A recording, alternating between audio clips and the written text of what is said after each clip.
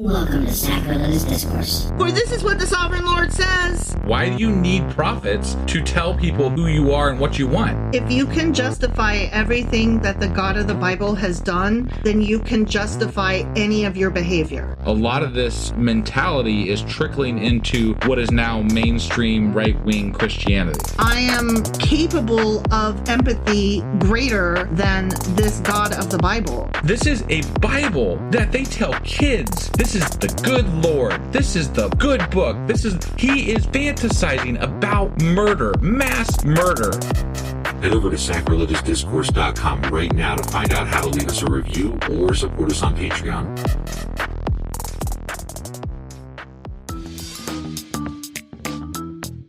Hey there, sinners and saints. It's your favorite Bible-bashing duo from Sacrilegious Discourse, and we need your help. That's right, folks. We're raising funds for some heavenly equipment and a studio that doesn't sound like it's in the depths of hell. Our current setup, let's just say it's more apocalypse than audiophile. So if you want to hear us dissect the Bible without the background noise of demonic squirrels, chip in a few bucks. We're aiming for $5,000 to upgrade our audio and build a studio worthy of blasphemous banter.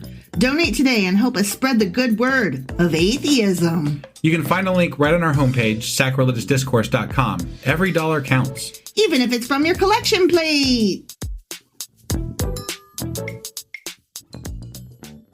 Husband! Wife! Do you know what we're doing today? Well, we are jumping into the second chapter of Habakkuk. Habakkuk-a-choo? Yeah, that's the one. Mm-hmm. And that means that yesterday we read Habakkuk chapter 1. I wouldn't say yesterday. Well, no, yeah, you're last right, episode. Yeah. Last time we read an episode. Sorry, Yeah. It was a couple days ago now. Mm-hmm, mm-hmm. So in that one, Habakkuk was actually kind of questioning, like, where the fuck are you, God? And why? Yeah, and why? And we're like, go you, man. Yeah. But then God's answer was like, dude, I got you. I'm going to send these other fucking heathens to kill the other heathens and you'll be good. And I'm like, wait, what? Yeah. What? How is that godly? You're sending this shitty person to kill the other shitty person. Yeah. What? And God's like, I was going to do it anyway. I mean, they were going to do it anyway, so I might as well take credit for it. I still can't grasp why a God needs, other people at all. Right. To kill people that he wants to kill. Like, he didn't need it early on. He killed the whole fucking planet. Yeah. And there was that time where he wiped out like 180,000 people, just like, with the blink of an eye. Mm-hmm. But like, now he needs armies that aren't even his armies. Right. They're just other armies that have other gods. And I'm like, what the fuck are you doing, man? No, they said in some of the notes I read that the people were going to do this anyway, and God just gave them the free reign to be able to commit the acts they were already committed to making. That's a convenient reason. Oh, is that what happened? Okay. Okay. Yeah. Maybe he already knew that he needed them to do that thing so that he could later have them conquer his people. Because remember, he had them go into exile with the Babylonians. Yeah. So like, maybe he just knew, I don't know. I can't speak for what's in this fictional God's mind. Right. Like it just can't. To me, it strikes similarly to the, I don't want to go to prom with you anyway. So like, that's fine because, you weren't invited. Right. Like, Yeah. So before we hop into today's episode, I do want to say a big thank you to another patron. Another patron? That's right. Yeah, we're trying to catch back up. We got way behind on shouting people out because we were kind of hit or miss on episodes. But this one goes out to Liz A. Liz? Yeah. So Liz is a new supporter for us, and they just joined fairly recently. And this is just always. It's just so incredible. And when we asked for support from you guys, we did get quite a few responses. We do need more help.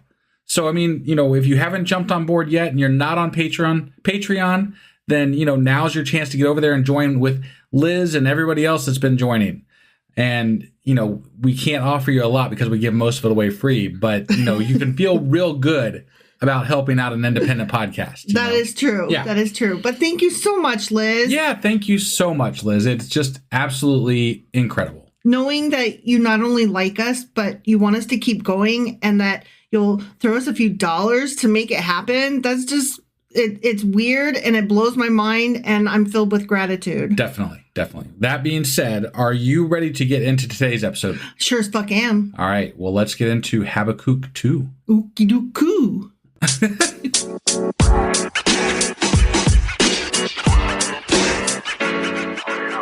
All right, Habakkuk Part 2. All right. So in this chapter, it continues where the first one left off. Yeah. And as a matter of fact, some translations try to include the first verse of chapter 2 in the last one. Chapter 1. Right. Yeah. But I thought that it ended well enough with dude saying, I don't really like your plan, though. And then chapter 2 starts out with him saying, so I stood back and listened to what's he going to say. Sure. Okay. So we're going to start now. Ready? All right.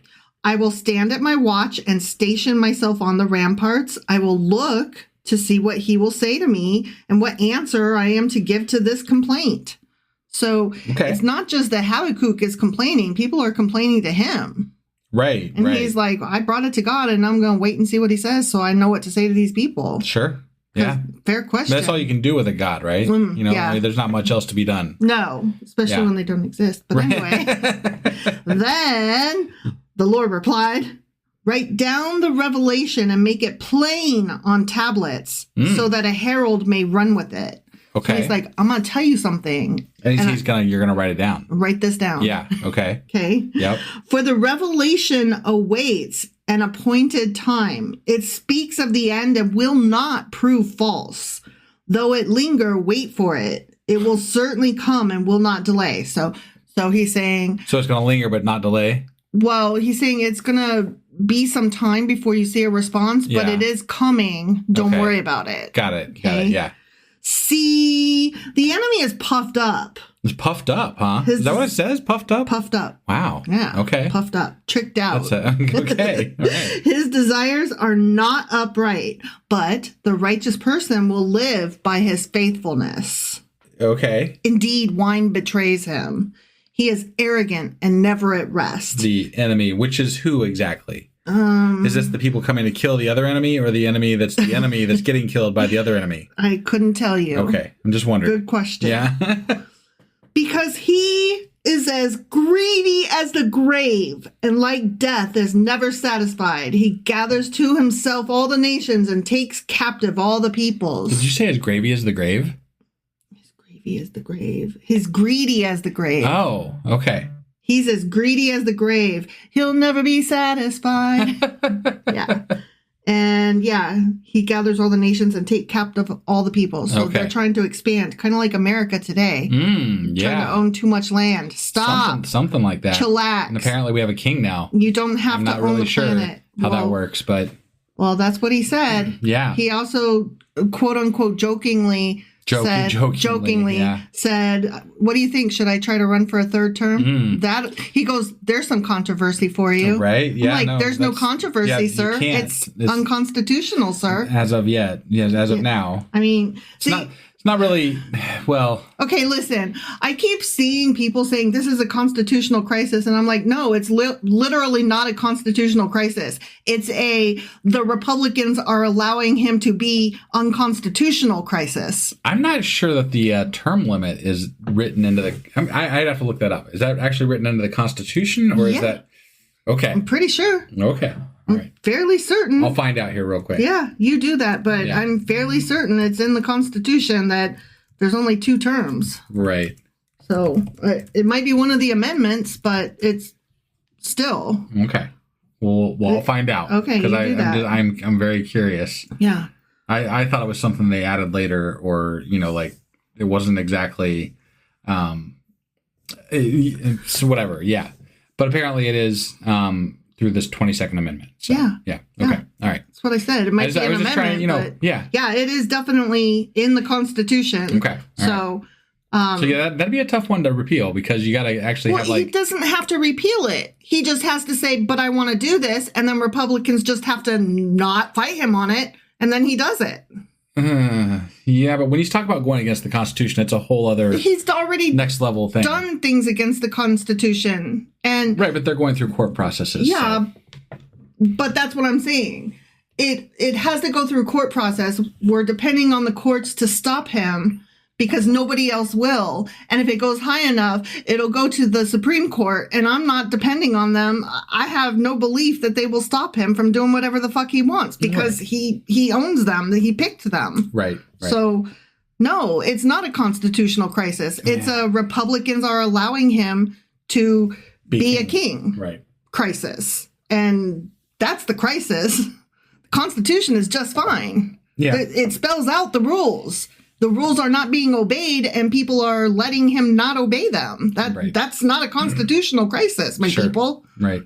I mean, a constitutional crisis is when it's unclear because of how it was written, and you can see how it could be read more than one way. That's a constitutional crisis. Sure. And there are a few places where that does exist.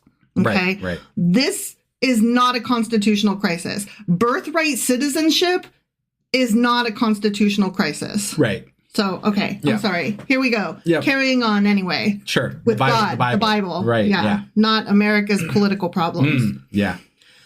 Okay, so... That's a whole other podcast. Yeah, it is. Several of them. Okay, so we're moving on. Will not all of them taunt him with ridicule and scorn, saying, "Woe to him who piles up stolen goods and makes himself wealthy by extortion? How long must this go on? Will not your creditors suddenly rise? Will they not wake up and make you tremble? Then you will become their prey. Because you have plundered many nations, the peoples who are left will plunder you, motherfucker." So this is God saying, he's talking to Babylon. No, he's talking to the Assyrians. Because they're the ones that were plundering other nations. Oh, yeah. The Babylonians are the ones that are going to come to destroy them. Okay, yeah. Sorry, I get them guys confused. Right. The bads and the bads. Right. Bad A and bad B. And I'm like, okay, so one of them is bad, really bad. Yeah. Yeah, no, you're right. It's the Assyrians. So he's like, y'all suck so fucking hard that you're about to get sucked up too. Sure. Okay. For you have shed human blood. You have destroyed lands and cities and everyone in them. Woe to him who builds his house. Whoa! By unjust gain. Setting his nest on high to escape the clutches of ruin. You have plotted the ruin of many peoples, shaming your own house and forfeiting your life. The stones of the wall will cry out, and the beams of the woodwork will echo it. I see. So he's going to really have those other people destroy you real bad. Real hard. Yeah. Woe to him who builds a city with bloodshed and establishes a town by injustice. Has not the Lord Almighty determined that the people's labor is only fuel for the fire? Why is God, well, okay. It seems like God has set himself up as the ultimate rule maker for what is injustice and what is not. Okay. Because he kills people indiscriminately, but then when other people do it, he's like, you're bad, you're wrong if it's not his people. But then he also kills his people, and he's like, no, that was okay. I had a reason. Yeah, I had a reason.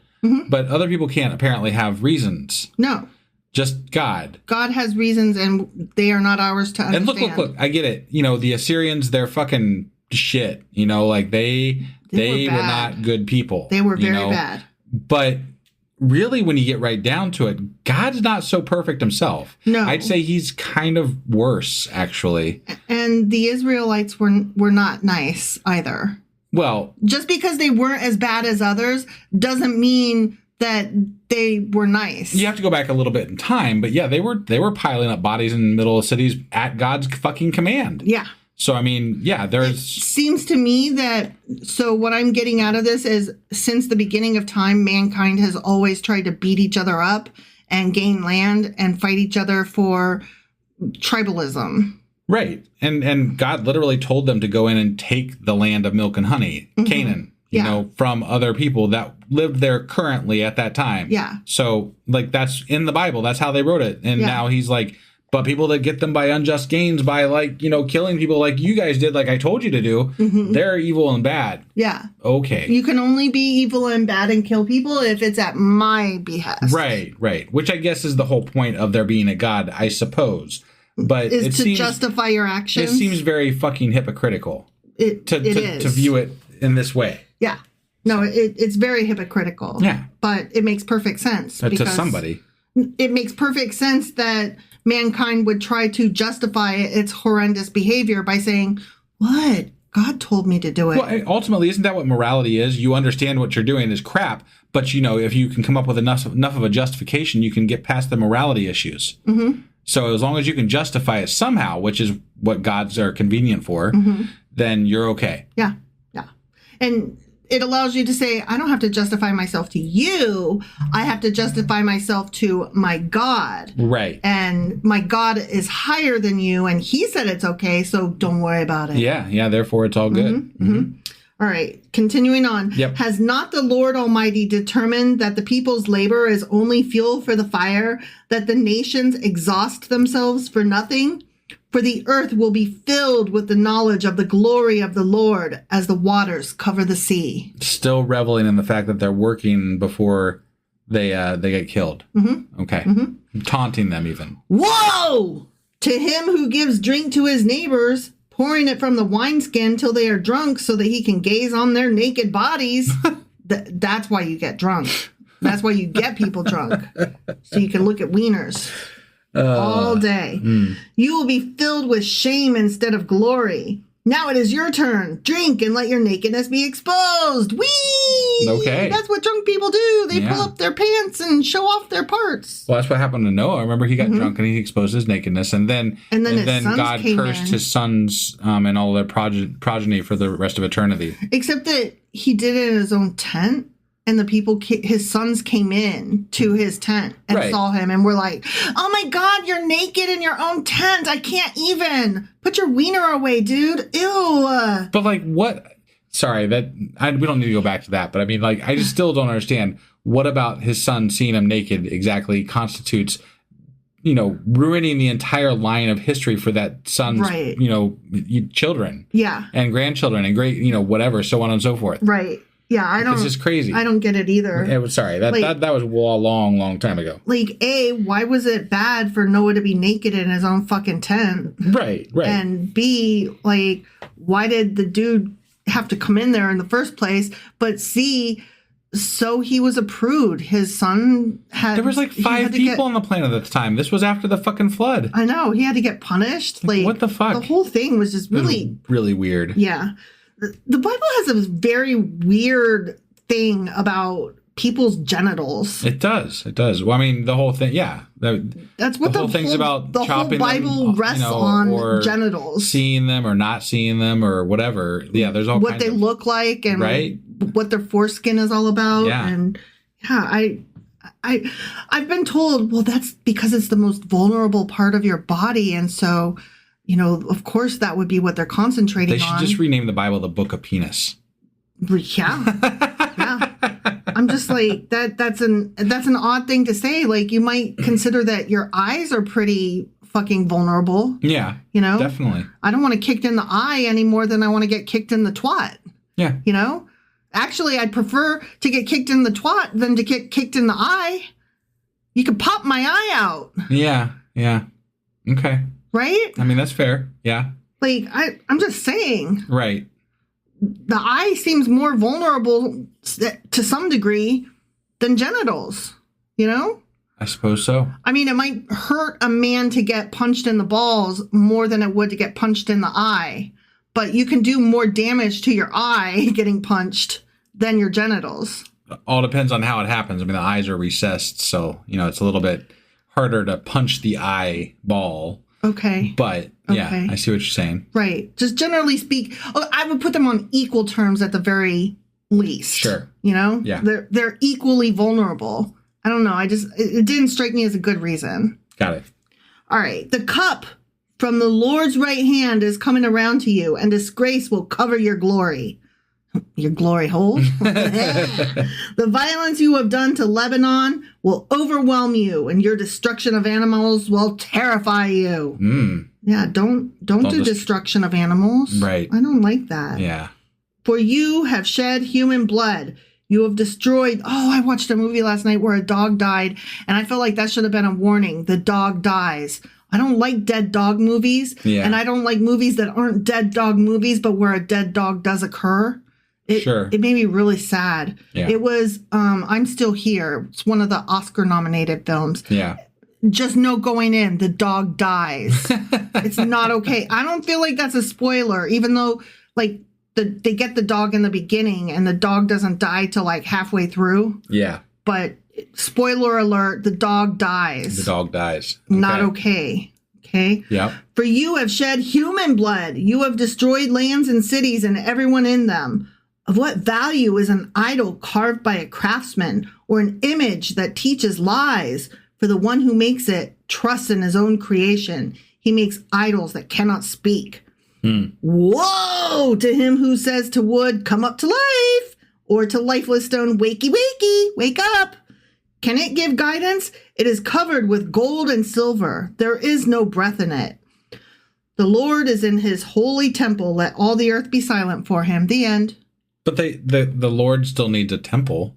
Mm-hmm. So He's in his you holy still have to, temple. right, but they had to build that fucking temple. So you had to build a place for the Lord. And look, I get it. He's chastising people for building idols, but essentially those are portable temples. You know, like things that you worship for the place as a placeholder for your God. Well, now the argument would be, no, they actually thought that those things were possessed of their gods. Sure, they did have some symbolic and they resonated with their religious fervor. Kind of like the way Christians freak out if you like drop a cross or a Bible on the floor. Right. You know, are you telling me the Spirit of God is in that? Because that's what it feels like you're saying, you idolistic. Or God forbid you burn a fucking Bible. Yeah. Man. Yeah. So that's crazy shit I feel right like, I feel like they are very much saying we can have idols, but you can't because ours aren't called idols because we decided. Right. Collectively. Yeah. I one of the things, I know we've talked about this before, but like one of the things that like in the United States that people revere, right, is especially the right wing at this point is the American flag. Oh my God, what an idol that is. Right, yeah. And look, you and I both grew up with much reverence for the American flag. Sure we did. And patriotism and the whole nine yards, right? Yep. And we've gone into that at some length before. But something that always, I have never done it, but technically, if a tattered flag is being flown, it's illegal. And what is supposed to be done with that flag is to take it down and have it burned. In a respectful ceremony. Yes, there is a proper way to do it. But like, can you imagine starting like a liberal flag recuperation whatever, system, I don't know, system or something like that, where literally they would go around to right-wing people's places and look for tattered flags and just take them down and then that's illegal. Have the ceremony right there in front of them and burn the fucking flag. Yeah. Whew, that would be fun. Yeah. That would be fun. That would be fun. I've always wondered how that would go. I don't want to be the one sneaking onto a right-winger's property though, because they're also more likely to have guns and to use them. That is true. That is true. Yeah. But legally though, you're not allowed to fly a tattered flag. I didn't know that was a law. I thought it was just a feeling. There are laws behind whether or not. Are they state laws? No, I think that's federal laws. Really? Now, look, I'm saying this kind of off the cuff, so I'd have to look into them specifically. Okay. But at one point I did, and I believe that is actually a law federally that you cannot fly a tattered flag. Okay. So. Especially now that they have all weather flags. There's just no excuse for it. Right. Because you're not supposed to fly one in the rain either. Yeah. But now you can because there are all-weather flags. Flags used to cost like $60, $80 years ago, and now they're just a dime a dozen. So. Oh, well, yeah. You can get them on a bikini. You can get them on your shorts. You can get them on your goddamn summer flip-flops. That also is not technically legal. That is not legal. That is correct. So, like, when they wear American flag stuff, technically that's not legal. Yeah, you're not supposed to do that. But it is what it is. So is it? Because I feel like it's grotesque and silly and backwards. No, I agree. And it's so funny that the people shouting the loudest about patriotism and owning the country and taking it back. They literally have no idea that they're being unpatriotic by doing what they're doing. I know. I'm like, you're really loud for a dumb fuck. Yeah, right. Yeah, you're shouting really loudly about shit you know not about. Yeah. I mean, they could go across Forgive the board. them, Lord. They know not what they say or do. Ew. Yeah, anyway. So that was Habakkuk chapter 2. Habakkuk chapter 2. And hopefully we will be back tomorrow with Habakkuk chapter 3. All right. We'll see you then. Bye.